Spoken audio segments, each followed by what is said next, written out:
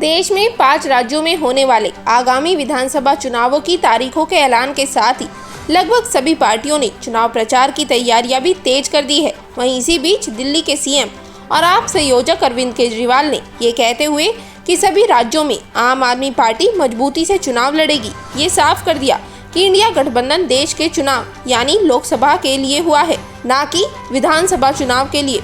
लिहाजा इसमें इंडिया गठबंधन में शामिल पार्टियां भी एक दूसरे के खिलाफ मजबूती से चुनाव लड़ेंगी, जिसके चलते आम आदमी पार्टी ने छत्तीसगढ़, राजस्थान और मध्य प्रदेश में पूरी ताकत के साथ चुनाव लड़ने के ऐलान के साथ प्रत्याशी भी घोषित करने शुरू कर दिए हैं और अब छत्तीसगढ़ में स्टार प्रचारकों की लिस्ट भी जारी कर दी है। आपको बता दें, इस लिस्ट में 37 नाम शामिल किए गए हैं जो पार्टी के लिए जनता के बीच जाकर माहौल बनाएंगे और वोट मांगेंगे।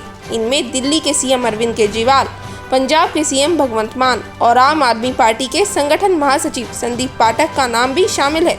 हालांकि इस लिस्ट में 2 नाम ऐसे भी हैं जो वाकई चौंकाने वाले हैं। जी हां, हम बात कर रहे हैं स्टार प्रचारकों की लिस्ट में तीसरे और 5वें नंबर पर लिखे मनीष सिसोदिया और संजय सिंह के नाम की, क्योंकि फिलहाल ये दोनों ही नेता कथित शराब घोटाला मामले में जेल में बंद है।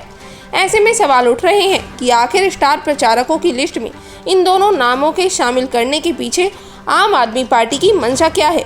हालांकि माना ये भी जा रहा है कि हो सकता है कि आम आदमी पार्टी को पूरा भरोसा हो कि अगले कुछ दिनों में इन नेताओं को जमानत मिल सकती है। वहीं दूसरी तरफ कुछ राजनीतिक विश्लेषकों का मानना है कि इस तरह से इनका नाम स्टार प्रचारकों की सूची में शामिल करने के पीछे कुछ और मकसद भी हो सकते हैं। हो सकता है कि छत्तीसगढ़ विधानसभा चुनाव में अलग अलग समीकरणों और नेताओं के कद को देखते हुए भी पार्टी ने उन्हें इस लिस्ट में रखने का फैसला किया हो और ऐसा करके पार्टी ये दिखाना चाहती हो कि ये नेता अभी भी उसका मजबूत स्तंभ है। बहरहाल अब इन दोनों नामों के स्टार प्रचारकों की लिस्ट में शामिल करने की आम आदमी पार्टी की रणनीति चाहे जो भी हो, लेकिन इन सबसे ये तो साफ है कि आम आदमी पार्टी अब धीरे धीरे देश के और राज्यों में भी अपनी पकड़ मजबूत करने की कोशिशों में जुट गई है। अब इसमें पार्टी कितनी सफल हो पाएगी ये तो चुनावी नतीजों के बाद ही साफ हो पाएगा। आपको बताते चले, छत्तीसगढ़ में 2 चरणों में मतदान होने वाले हैं, जिसके मद्देनजर 7 और 17 नवंबर को वोट डाले जाएंगे।